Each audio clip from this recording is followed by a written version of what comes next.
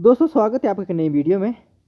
और दोस्तों हमने एक सीरीज शुरू की थी स्व मूल्यांकन सीरीज। दोस्तों ये सीरीज हमारी अब तक आदिकाल हमने देख लिया था और काव्य शास्त्र की हमने शुरुआत कर दी थी। दोस्तों काव्य शास्त्र में 2 वीडियो हमारी अपलोड हो चुकी हैं और एक वीडियो दोस्तों काव्य शास्त्र का सामान्य परिचय था और दूसरा हमारा काव्य लक्षण थे। दोस्तों उसके बाद एक वीडियो भी शाम को और आ जाएगी आपकी, तो उसको भी आप काव्य शास्त्र में देख लेंगे। और दूसरी हिंदी साहित्य के इतिहास में दोस्तों हमने आदिकाल को खत्म कर दिया था। 65 प्रश्न हम हर दिन देख रहे हैं दोस्तों, और 65 प्रश्न मुझे लग रहा है कि आपके लिए ज़्यादा हो रही हो। ठीक है, तो हम 60 ही प्रश्न यहाँ पे आज लेते हैं और 60 प्रश्नों को हम शुरू करते हैं दोस्तों आज के बाद। ठीक है, तो इससे पहले कि अगर वीडियो आपने नहीं देखी हो तो मैंने दोस्तों चैनल में प्लेलिस्ट क्रिएट कर दी गई हुई है। ठीक है, तो आप वो प्लेलिस्ट में जाइए और आपको वो वीडियो मिल जाएंगी दोस्तों। 4-5 वीडियो वहाँ पे हैं वो। ठीक है, अभी आपकी परीक्षाएं बहुत नज़दीक आ रही हैं तो ये सीरीज मैंने शुरू की थी दोस्तों। ठीक है, तो चलिए हम शुरू करते हैं हम अपने पहले प्रश्न से। ठीक है, हमारा पहला प्रश्न दोस्तों, भक्ति शब्द की व्युत्पत्ति किस धातु से हुई है। आदिकाल हमारा खत्म है तो भक्ति काल की हम शुरुआत कर रहे हैं। आज हम भक्ति आंदोलन के कारणों को देखेंगे यहाँ पे, और विद्वानों के मतानुसार भक्ति आंदोलन किस तरह से शुरू होता है, कहाँ से शुरू होता है, इन सारी चीज़ों पे आज बातचीत करेंगे। और जल्दी जल्दी हम करते हैं, 60 प्रश्न हम आज लेंगे। तो भक्ति शब्द की व्युत्पत्ति किस धातु से हुई है। विकल्प रखता हूँ भज धातु, भक भग या भय। दोस्तों ये तीनों तो धातुएं नहीं हैं। ठीक है, ये तो मैंने ऐसे ही ऑप्शन के लिए दे रखी हुई है। ठीक है आपको, तो यहाँ पे भज भज धातु से हुई है दोस्तों। ठीक है, अगला देखिए, अगला हमारा प्रश्न क्या है दोस्तों, श्रद्धा और प्रेम के योग का नाम भक्ति है। ठीक है, भक्ति में क्या होना चाहिए, श्रद्धा भी होनी चाहिए और प्रेम भी होना चाहिए। जब ये दोनों चीजें मिल जाती हैं तो वो भक्ति बनती है दोस्तों। उक्त परिभाषा किसकी है। ये विकल्प रखता हूँ रामचंद्र शुक्ल, हजारी प्रसाद द्विवेदी, राम कुमार वर्मा और डॉक्टर नगेंद्र। तो किसकी हो सकती है दोस्तों, ये आचार्य रामचंद्र शुक्ल की परिभाषा, चिंतामणि का निबंध संग्रह उसमें उद्धृत है ये। ठीक है, अगला देखिए, भक्ति आंदोलन को ईसाइयत की देन किसने माना है। ठीक है, भक्ति आंदोलन को ईसाइयत की देन किसने माना। विकल्प क्योंकि ये पूछे जाते हैं दोस्तों तो आपको ध्यान देना है। ठीक है, किसी ने अरबों की देन माना, ठीक है, किसी ने ईसाइयत की देन माना, ठीक है, किसी ने इस्लामी प्रतिक्रिया के स्वरूप ये आंदोलन उदित हुआ, इस तरह से कारण माने। तो यहाँ से अलग अलग विद्वानों के मतानुसार पूछा जाता है। विकल्प है अगला कबीर, रामकुमार वर्मा और ग्रियर्सन। तो दोस्तों भक्ति आंदोलन को ईसाइयत की देन कहा था ग्रियर्सन जी ने। ठीक है, जॉर्ज ग्रियर्सन। अगला देखिए, भक्तों की जयंतियां मनाने की प्रथा ईसाई मत के प्रभाव के फलस्वरूप है। ठीक है, किसके प्रभाव के फलस्वरूप है, ईसाई मत के फलस्वरूप है। ठीक है, तो ये कथन किसका है। विकल्प है ग्रियर्सन, गारसातासी, बेवर, FEK। तो दोस्तों ये जो मत है, ठीक है, जयंतियों वाला प्रश्न बन सकता है। ठीक है, तो आपको ध्यान देना है, बेवर का है। ठीक है, पाश्चात्य विद्वान थे ये भी। अगला देखिए, संत आलवारों की संख्या कितनी मानी जाती है। ठीक है, संत आलवार जो थे उनकी कितनी संख्या मानी जाती है। विकल्प है 10, 11, 12 या 13। तो कितनी मानी जाती है दोस्तों, 12 संख्या मानी जाती है संत आलवारों की। ठीक है, जल्दी जल्दी देखते हैं। अगला देखिए, आप वीडियो को पॉज कर सकते हैं अगर जल्दी जल्दी पढ़ रहा हूं मैं तो। आलवार संतों की रचनाओं का संग्रह किस ग्रंथ में मिलता है। कौन सी ऐसी रचना है जिसमें आलवार संतों की जो रचनाएं हैं उसको संग्रहित किया गया है। नलियार दिव्य प्रबंधम, न्याय तत्व, योग रहस्य, वेदांत सार। तो दोस्तों कहाँ पे मिलता है, नलियार दिव्य प्रबंधम में। ठीक है, कहाँ पे मिलता है, नलियार दिव्य प्रबंधम में। ठीक है, अगला देखिए, भक्ति आंदोलन भारतीय चिंताधारा का स्वाभाविक विकास है। ठीक है, स्वाभाविक विकास है, ये किस विद्वान ने कहा है। विकल्प है रामचंद्र शुक्ल, हजारी प्रसाद द्विवेदी, राहुल शंकरत्यान या डॉक्टर नगेंद्र। ठीक है दोस्तों, तो किसने कहा है, ये हजारी प्रसाद द्विवेदी जी ने कहा है। अगला देखिए, नयनारों की संख्या कितनी मानी जाती है। दोस्तों दक्षिण भारत में 2 तरह के जो वो भक्त कवि पाए जाते हैं, एक आपके आलवार और एक आपके नयनार। तो यहाँ पे पूछा गया है, ठीक है, जो आलवार थे दोस्तों ये विष्णु के उपासक थे और नयनार शिव के उपासक थे। शायद एक प्रश्न भी बनाए नीचे से संबंधित है, तो पहले ही आपको मैंने बता दिया। कितनी संख्या थी नयनारों की। विकल्प 61, 62, 63 या 64। तो दोस्तों 63 संख्या थी। ठीक है, आपका रिवीजन भी हो जाएगा। इससे पहले मैंने आपको बताया है कि ये वीडियो मैंने अपलोड कर रखी हुई है, पहले से ही पढ़ाया हुआ है आपको। ठीक है, परंतु मैं फिर भी आपको पढ़ा रहा हूँ ताकि आपका रिवीजन हो जाए फिर से। ठीक है, तो नयनारों की संख्या 63 मानी जाती है और ये शिव के उपासक थे। ठीक है, आलवारों की संख्या 12 मानी जाती है और किसके उपासक थे, विष्णु भगवान के उपासक थे। अगला है नयनार किसके उपासक थे, शिव, विष्णु, ब्रह्म या इंद्र। तो अभी ऊपर बता के आया हूँ, शिव के उपासक थे ये। अगला देखिए, आलवार शब्द का अर्थ क्या होता है, पूछा जा सकता है दोस्तों। आलवार शब्द का अर्थ क्या होता है, सरल, मगन, शरण या एकता। तो दोस्तों आलवार शब्द का जो अर्थ है वह होता है मगन। ठीक है, मगन होता है। अगला देखिए, राम भक्ति का प्रथम कवि किसे माना जाता है। ठीक है, राम भक्ति का प्रथम कवि किसे माना जाता है? तुलसीदास को, रामानंद को, षटकोप को या भक्तिसार को? तो दोस्तों राम भक्ति का जो प्रथम कवि है वो षटकोप को माना जाता है और आचार्य रामचंद्र शुक्ल के अनुसार रामानंद को माना जाएगा। ठीक है, अगला देखिए, अगर इस्लाम नहीं आया होता तो भी इस साहित्यिक रूप 12 आना वैसा ही होता जैसा आज है, ये किसने कहा? रामचंद्र शुक्ल, हजारी प्रसाद द्विवेदी, राम कुमार वर्मा या डॉक्टर बच्चन सिंह? तो दोस्तों ये जो कथन है ये है आपका रामचंद्र शुक्ल जी का, सॉरी रामचंद्र शुक्ल का नहीं है, ये तो तंज कसा था आचार्य रामचंद्र शुक्ल भी, हजारी प्रसाद द्विवेदी का। ठीक है, जल्दी जल्दी रामचंद्र शुक्ल ये हमारे मुंह पे बस गया होता है। ठीक है, तो ये हजारी प्रसाद द्विवेदी जी का कथन है। ठीक है दोस्तों, आचार्य रामचंद्र शुक्ल की, इन्होंने आचार्य रामचंद्र शुक्ल पे एक तरह से व्यंग्य किया था। ठीक है, ये भी आप देख सकते हैं। अगला देखिए, नैनारों सॉरी आलवारों में एकमात्र महिला भक्तिन कौन थी? ठीक है, आलवारों में एकमात्र महिला भक्तिन। विकल्प हैं दोस्तों नलियार, मणिभद्रा, अनंगप्पा और आंडाल। तो दोस्तों आपका क्या विकल्प सही जाना चाहिए? यहाँ पे आपका अंतिम विकल्प सही जाएगा, आंडाल थी दोस्तों। ठीक है, पूछा जाता है, ये बहुत बार पूछा भी गया हुआ है। अगला देखिए दोस्तों, अगला हमारा प्रश्न है कि पराजय की मनोवृत्ति मनुष्य को या तो विषय विलास में लीन करती है या अपनी आध्यात्मिक श्रेष्ठता के प्रदर्शन में क्षतिपूर्ति ढूंढने की प्रेरणा देती है। ठीक है, परिभाषा किसकी है दोस्तों? यहाँ पे आप समझ सकते हैं कि इन विद्वान के अनुसार भी इस्लामी प्रतिक्रिया के स्वरूप भक्ति आंदोलन का उदय हुआ। ठीक है, तो इन विद्वानों के भी इंडायरेक्टली वही यहाँ पे अप्रत्यक्ष रूप से वही यहाँ पे है, यानी कि आप कह सकते हैं कि आचार्य रामचंद्र शुक्ल का ये पेशण है। ठीक है, विकल्प रखता हूँ रामचंद्र शुक्ल, डॉक्टर नगेंद्र, डॉक्टर राम कुमार वर्मा या डॉक्टर बच्चन सिंह। तो दोस्तों यहाँ पे विकल्प आपका तीसरा सही जाता राम कुमार वर्मा जी का। ठीक है, अगला देखिए, भक्ति आंदोलन का उदय हुआ। भक्ति आंदोलन का उदय कहाँ होता है ये आपसे पूछा गया। उत्तरी भारत, पश्चिमी भारत, दक्षिणी भारत या पूर्वी भारत? ठीक है, तो दक्षिणी भारत में भक्ति का उदय होता है दोस्तों। ठीक है, आपको पता है। अगला देखिए, भक्ति द्रविड़ी उपजे लाए रामानंद, प्रकट किया कबीर ने 7 दीप 9 खंड। ठीक है, तो ये पंक्तियां किसकी हैं ये आपसे पूछी गई हुई हैं। ठीक है, याद हो गई होंगी आपको। ठीक है, भक्ति द्रविड़ी उपजे लाए रामानंद, प्रकट किया कबीर ने 7 दीप 9 खंड। विकल्प है आपके तुलसीदास, कबीरदास, सूरदास या नाभादास। ठीक है, आपका विकल्प क्या सही जगह दोस्तों? कबीरदास जी की ये पंक्तियाँ हैं। ठीक है, कई जगह आपको धीरेन्द्र वर्मा मिल जाएगा। ठीक है, तो धीरेन्द्र वर्मा की ये पंक्तियाँ नहीं हैं। ठीक है, अगला देखिए, अगला हमारा प्रश्न है, भक्ति आंदोलन के उदय को अरबों की देन किसने माना है? ठीक है, भक्ति आंदोलन को अरबों की देन, ठीक है, भक्ति आंदोलन के उदय को अरबों की देन किस विद्वान ने माना है, पूछा गया है। दोस्तों चैनल पे नहीं हो तो सब्सक्राइब कर लीजिएगा। ठीक है, अपने मित्रों के साथ शेयर कर दीजिएगा, यही आपकी गुरु दक्षिणा है। ठीक है, और इस तरह से आप प्रैक्टिस सेट भी लगाते रहिए और खुद का मूल्यांकन करते रहिए। सीरीज का नाम ही वही है दोस्तों। विकल्प है आपके अमीर खुसरो, बेवर, ताराचंद या डॉक्टर गुलाब राय। तो दोस्तों आपका विकल्प तीसरा सही जाता ताराचंद में। ठीक है, अगला देखिए, देश में मुसलमानों का राज्य प्रतिष्ठित हो जाने पर अपने पौरुष से हताश जाति के लिए भगवान की शक्ति और करुणा की ओर ध्यान ले जाने के अतिरिक्त दूसरा मार्ग ही क्या था? उक्त परिभाषा किस विद्वान की है ये? रामचंद्र शुक्ल, राम कुमार वर्मा, डॉक्टर नगेंद्र या डॉक्टर बच्चन सिंह? तो दोस्तों आपका पहला विकल्प सही है, आचार्य रामचंद्र शुक्ल की ये परिभाषा है। अगला देखिए, उत्तर भारत में भक्ति आंदोलन का प्रवर्तन किसने किया? दोस्तों यहाँ पे 2 तरह से प्रश्न बनता है और इसके लिए मैं आपको यहाँ पे दोनों तरह से प्रश्न लेके आता हूँ। उत्तर भारत में भक्ति आंदोलन का एक प्रवर्तन है और दूसरा दोस्तों उसका प्रचार प्रसार है। तो 2 तरह से प्रश्न यहाँ पे बनता है, तो आपको वो विशेष ध्यान देना है और दोनों प्रश्न मैंने साथ रखें ताकि आपको कोई कन्फ्यूजन ना हो। ठीक है, उत्तर भारत में भक्ति आंदोलन के प्रवर्तन की बात की जा रही है यहाँ पे। ठीक है, तो किसने प्रवर्तन किया था? विकल्प हैं आपके रामानंद, राघवानंद, निम्बारकाचार्य या मध्वाचार्य। तो दोस्तों किया था राघवानंद ने, जो कि रामानंद के गुरु थे, उन्होंने प्रवर्तन किया था उत्तर भारत में भक्ति आंदोलन। अगला देखिए, उत्तर भारत में भक्ति आंदोलन को प्रचारित प्रसारित किसने किया? विकल्प है रामानंद, राघवानंद, वल्लभाचार्य या हरिदास निरंजनी।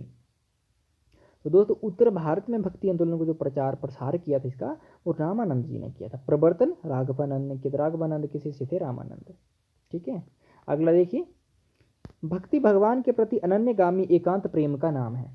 ठीक है, ये कथन किसका है? बहुत अच्छी परिभाषा है कि भक्ति जो भगवान के प्रति अनन्यगामी एकांत प्रेम का नाम है। ठीक है, विकल्प है आपकी हजारी प्रसाद द्विवेदी, रामचंद्र शुक्ल, डॉक्टर राम कुमार वर्मा या ग्रियर्सन यानी कि जॉर्ज ग्रियर्सन। तो दोस्तों आपका विकल्प क्या सही हो जाएगा यहाँ पे? पहला विकल्प से हो जाएगा हजारी प्रसाद द्विवेदी। अगला देखिए, ईसा की दूसरी तीसरी शताब्दी में कुछ ईसाई जब मद्रास चेन्नई आकर बस गए थे, जिनके प्रभाव से भक्ति का विकास हुआ।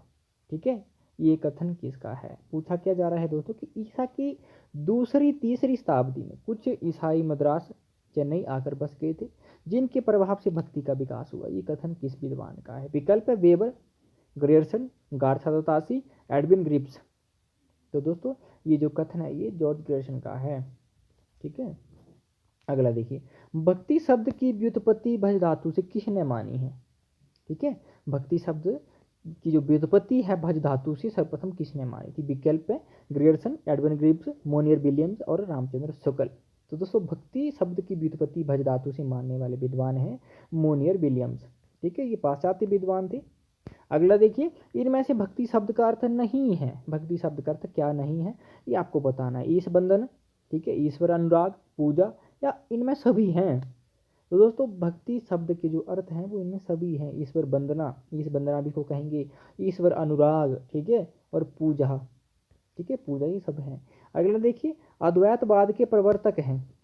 ठीक है, अद्वैतवाद के प्रवर्तक कौन है ये पूछा गया है। कबीर, तुलसीदास, शंकराचार्य, वल्लभाचार्य। तो दोस्तों अद्वैतवाद के जो प्रवर्तक हैं आपके वो शंकराचार्य जी हो जाएंगे। ठीक है, अगला देखिए, भक्ति आंदोलन एक जाति और जनवादी आंदोलन था। किसने कहा है? आपसे पूछा गया है। नामवर सिंह, रामविलास शर्मा, मुक्तिबोध या रामचंद्र शुक्ल। तो दोस्तों भक्ति आंदोलन को एक जाति और जनवादी आंदोलन कहने वाले डॉक्टर रामविलास शर्मा जी हैं। अगला देखिए, भक्ति काल को स्वर्ण युग किसने कहा? ठीक है दोस्तों, भक्ति काल को स्वर्ण युग की बात की जा रही है यहाँ पे। ठीक है, यहाँ पे दो तरह से प्रश्न बन सकता है, आपको पता होना चाहिए मेरे अनुसार। तो भक्ति काल को स्वर्ण युग कहने वाले हजारी प्रसाद द्विवेदी, ग्रियर्सन, गार्थादासी या रामचंद्र शुक्ल। तो दोस्तों भक्ति काल को स्वर्ण युग कहा था ग्रियर्सन ने। ठीक है, जॉर्ज ग्रियर्सन का पूरा नाम है। ठीक है, तो आगे देखिए दोस्तों कि भक्ति काल को स्वर्ण काल, ठीक है, किसने कहा? यहाँ एक स्वर्ण युग है, एक स्वर्ण काल है। ग्रियर्सन, हजारी प्रसाद द्विवेदी, श्याम सुंदर दास या भगवान दीन। तो दोस्तों श्याम सुंदर दास ने भक्ति काल को स्वर्ण काल कहा है और ग्रियर्सन ने स्वर्ण युग। इसका ध्यान रखना चाहिए आपको। अगला देखिए, रामचंद्र शुक्ल ने भक्ति का उद्भव कहाँ माना? उत्तर भारत, दक्षिण भारत, पूर्वी भारत या पश्चिमी भारत? तो दोस्तों दक्षिण भारत में माना था। ठीक है, भक्ति आंदोलन का सबको ही पता है कि दक्षिण भारत में उदय होता है। अगला देखिए, भक्ति आंदोलन को इस्लामी आक्रमण की प्रतिक्रिया का परिणाम किसने कहा? ठीक है, ये भी आसान सा प्रश्न है, क्योंकि अगर ऊपर आपने ध्यान से प्रश्न पढ़े होंगे तो इसका प्रश्न आप बहुत आसानी से दे सकते थे। रामचंद्र शुक्ल, रामकुमार वर्मा, नामवर सिंह और डॉक्टर नगेंद्र हैं। तो ये चार विकल्प हैं, आपका विकल्प तीसरा सही है, रामचंद्र शुक्ल का ये कथन है। अगला देखिए, बिजली की चमक के समान अचानक समस्त धार्मिक, ठीक है, समस्त पुराने धार्मिक मतों के अंधकार के ऊपर एक नई बात दिखाई दी। कोई हिंदू ये नहीं जानता कि ये बात कहाँ से आई और कोई भी इसके प्रादुर्भाव का कारण निश्चित नहीं कर सकता। ठीक है, उक्त कथन किसका? इसको ध्यान से देखिए दोस्तों, पूछा जाएगा आपसे।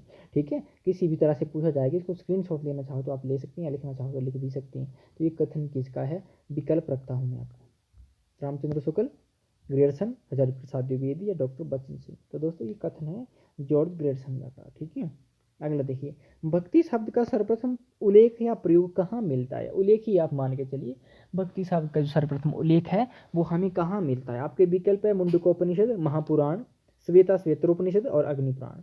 दोस्तों भक्ति शब्द का सर्वप्रथम प्रयोग हमें श्वेता श्वेत्र उपनिषद में मिलता है। अगला देखिए, भक्ति आंदोलन को भारतीय परंपरा का स्वतःस्फूर्त विकास किसने कहा? ठीक है, भक्ति आंदोलन को भारतीय परंपरा का स्वतःस्फूर्त विकास कहने वाले विद्वान है। विकल्प है डॉक्टर गुलाब राय, आचार्य रामचंद्र शुक्ल हैं, हजारी प्रसाद द्विवेदी और डॉक्टर नामवर सिंह। तो दोस्तों ये कहा था आपका हजारी प्रसाद द्विवेदी जी ने। ठीक है, अगला देखिए, आलवारों की रचना किस भाषा में रचित है?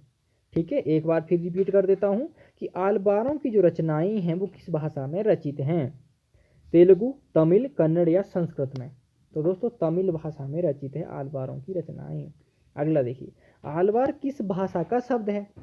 ठीक है, आलवार जो शब्द है ये किस भाषा का है? विकल्प है तेलुगु, तमिल, कन्नड़ या मलयालम का। दोस्तों आलवार शब्द है आपका तमिल भाषा का। अगला देखिए, भक्ति काल को लोक जागरण काल किसने कहा? ठीक है। भक्ति काल को लोक जागरण काल की संज्ञा किसने दी, इस तरह से भी पूछा जाएगा आपसे। रामविलास शर्मा, रामचंद्र शुक्ल, नामवर सिंह और राम कुमार वर्मा। तो दोस्तों विकल्प आपका पहला सही है यहाँ पे। रामविलास शर्मा ने भक्ति काल को लोक जागरण काल की संज्ञा दी है। अगला देखिए, इसी से संबंधित एक और प्रश्न बनता है जो आपके लिए मैं लेके आया हूँ। भक्ति काल को लोक जागरण की संज्ञा किसने दी, ठीक है। भक्ति काल को एक लोक जागरण की संज्ञा दी है, तो किसने दी है। विकल्प है आपके रामचंद्र शुक्ल, राम कुमार वर्मा, हजारी प्रसाद द्विवेदी, मैनेजर पांडे। तो क्या विकल्प आपका सही हो जाएगा दोस्तों, यहाँ पे आपका विकल्प तीसरा सही हो जाएगा, हजारी प्रसाद द्विवेदी। ठीक है दोस्तों। दोस्तों एक प्रश्न मैं आपसे और यहाँ पे पूछ रहा हूँ जो आप मुझे बताएंगे कमेंट में। वो प्रश्न है दोस्तों कि खड़ी बोली का स्वर्ण युग किस काल को कहा जाता है, किस काव्य धारा को कहा जाता है, ये आप मुझे बताएंगे। खड़ी बोली का स्वर्ण काल किस काव्य धारा को कहा जाता है। काल तो नहीं कहूँगा, क्योंकि काल अगर कहूँगा तो फिर आप आधुनिक काल कहेंगे। सबको ही पता है कि खड़ी बोली आधुनिक काल में प्रतिष्ठित होती है, तो आप आधुनिक काल कह देंगे, जो कि सही नहीं होगा। ठीक है, आधुनिक काल में भी किसी एक काव्य धारा को आपको चिन्हित करना होगा।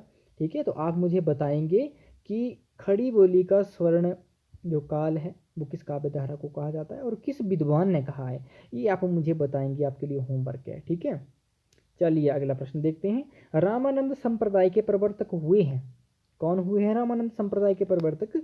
विकल्प है राघवानंद, रामानंद, बल्लभाचार्य या रामानुजाचार्य। तो रामानंद संप्रदाय के प्रवर्तक, तो आपको आसान सा ही प्रश्न लग रहा है, मुझे तो आसान लग रहा है। राघवानंद, रामानंद, बल्लभाचार्य, रामानुजाचार्य। तो दोस्तों आपको विकल्प दूसरा सही जाएगा, रामानंद। ठीक है, अगला देखिए, श्री संप्रदाय के प्रवर्तक माने जाते हैं। ठीक है, श्री संप्रदाय के प्रवर्तक कौन माने जाते हैं। विकल्प है रामानुजाचार्य, राघवानंद, बल्लभाचार्य या मध्वाचार्य। तो दोस्तों आपका विकल्प पहला सही जाएगा यहाँ पे, रामानुजाचार्य। ठीक है, श्री संप्रदाय के प्रवर्तक और विशिष्टाद्वैतवाद सिद्धांत के प्रवर्तक। अगला देखिए, शुद्धाद्वैतवाद के प्रवर्तक माने जाते हैं। दोस्तों शुद्धाद्वैतवाद की बात की जा रही है। विकल्प रखता हूँ, मध्वाचार्य, हित हरिवंश, विष्णु स्वामी और निम्बार्काचार्य। तो दोस्तों आपका विकल्प क्या से जाना चाहिए यहाँ पे, तीसरा से ही जाना चाहिए, विष्णु स्वामी। दोस्तों कई जगह आपको देखने को मिलेगा बल्लभाचार्य, परंतु बल्लभाचार्य के जो गुरु थे विष्णु स्वामी, इन्होंने शुद्धाद्वैत सिद्धांत की स्थापना की थी। ठीक है, अगला देखिए, तुलसी किस दार्शनिक सिद्धांत से प्रभावित थे। ठीक है, तुलसीदास जी किस दार्शनिक सिद्धांत से प्रभावित थे। विकल्प हैं शुद्धाद्वैतवाद, अद्वैतवाद, विशिष्टाद्वैतवाद या द्वैतवाद।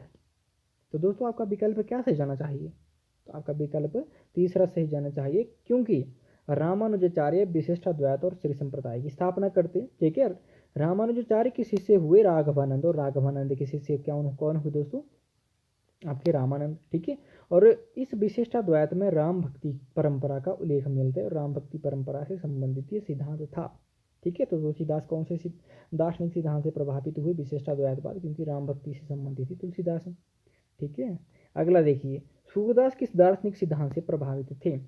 शुद्धाद्वैतवाद, विशिष्टाद्वैतवाद, द्वैतवाद या अद्वैतवाद।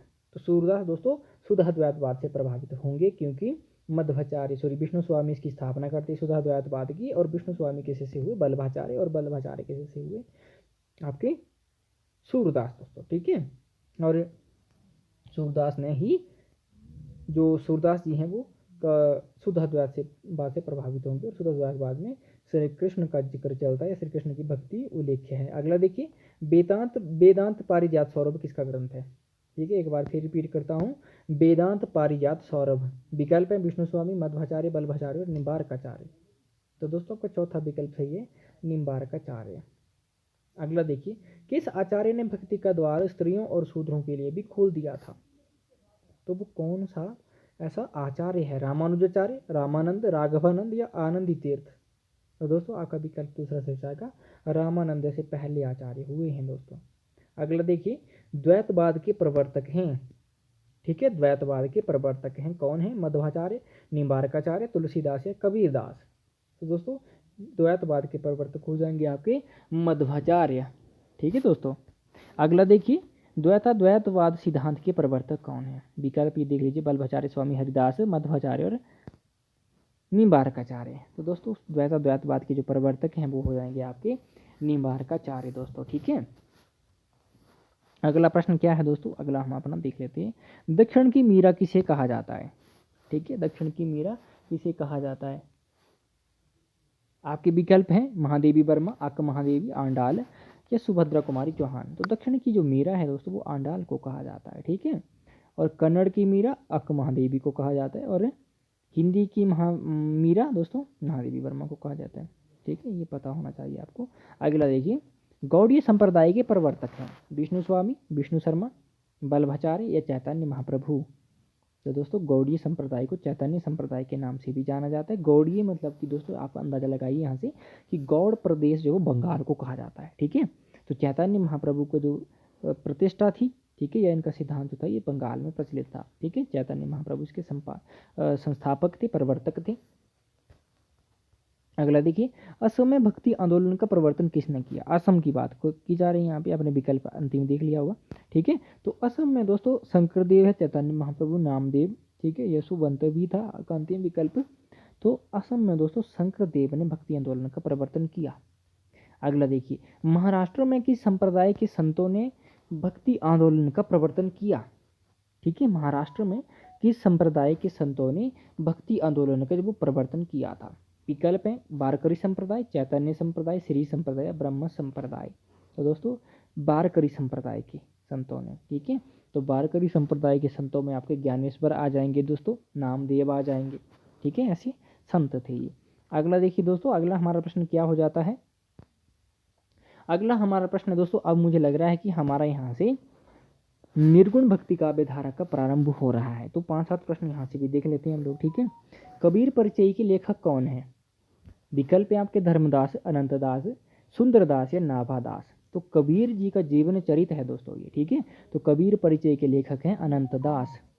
ठीक है, अगला देखिए दोस्तों, संत कवियों में सबसे शिक्षित संत कवि कौन थे? विकल्प है सुंदरदास, दादू दयाल, रज्जविया। आपका अंतिम विकल्प आपको मैं रैदास दे देता हूँ। ठीक है, तो कौन थे दोस्तों? सुंदरदास, सबको ही पता होगा। ठीक है, अगला देखिए, बीज किसकी रचनाओं का संग्रह है? ठीक है, बीज किसकी रचनाओं का संग्रह है? अनंतदास, दादू दयाल, कबीर या नामदेव। तो दोस्तों विकल्प आपका तीसरा सही है, कबीर की रचनाओं का संग्रह है। और किसने किया था? ये धर्मदास ने। ठीक है, कबीर के शिष्य थे ये। ठीक है, अगला देखिए, कबीर ग्रंथावली के संपादक हैं। ठीक है, कबीर ग्रंथावली के संपादक कौन हैं? रामचंद्र शुक्ल, हजारी प्रसाद द्विवेदी, माता प्रसाद गुप्त या श्याम सुंदर दास। तो दोस्तों कबीर ग्रंथावली के संपादक हैं श्याम सुंदर दास जी। ठीक है, अगला देखिए, कबीर की भाषा संत भाषा है किसने कहा? ठीक है, कबीर की भाषा क्या है? संत भाषा। विकल्प अंतिम देख लीजिए, बाबू गुलाब राय था। ठीक है, डॉक्टर नगेंद्र, डॉक्टर बच्चन सिंह, उसके बाद दोस्तों रामचंद्र शुक्ल आपका अंतिम विकल्प है। तो दोस्तों यहाँ पे विकल्प क्या हो जाएगा आपका? डॉक्टर बच्चन सिंह। ठीक है, संत भाषा कहा उन्होंने। अगला देखिए, कबीर पर भाषा पर कबीर का जबरदस्त अधिकार था। वे वाणी का डिक्टेटर थे। दोस्तों डिक्टेटर क्या होता है? तानाशाह होता है। ठीक है, अंग्रेजी का शब्द है। जिस बात को उन्होंने जिस रूप में प्रकट करना चाहा उसे उसी रूप में कहलवा दिया। बन गया तो सीधे सीधे, नहीं तो दरेरा देकर। उक्त कथन किसका है? विकल्प रखता हूँ, रामचंद्र शुक्ल, श्याम सुंदर दास, हजारी प्रसाद द्विवेदी या डॉक्टर बच्चन सिंह। तो दोस्तों किसका हो सकता है? यहाँ से आप अंदाजा लगाइए कि कबीर को वाणी का डिक्टेटर किसने कहा। बहुत बार ये पूछा जाता है प्रश्न। ठीक है, तो कबीर को वाणी का डिक्टेटर किसने कहा था दोस्तों? हजारी प्रसाद द्विवेदी ने। ठीक है, आपका विकल्प तीसरा सही हो जाता। तो दोस्तों आज हम इतने ही प्रश्न देख रहे हैं। ठीक है, 62 प्रश्न हमारे आज हमने देख लिए हैं। ठीक है, उसके बाद अगले 60 प्रश्न हम देखेंगे। और ये हमारी अनवरत ऐसी जो प्रैक्टिस सेट की सीरीज है या क्लासें हैं वो चलती रहेंगी। ठीक है, और आप खुद का मूल्यांकन करते रहिए दोस्तों। चैनल पर नए हो तो सब्सक्राइब कर लीजिए। ठीक है, अपने मित्रों के साथ शेयर कीजिए इस वीडियो को, ताकि उनका भी भला हो जाए और मेरा भी भला हो जाए। ठीक है, तो मिलते हैं दोस्तों अगले वीडियो में। काव्य शास्त्र की वीडियो अगली होगी हमारी, जो आज ही आपको उपलब्ध करवाई जाएगी। तो धन्यवाद दोस्तों।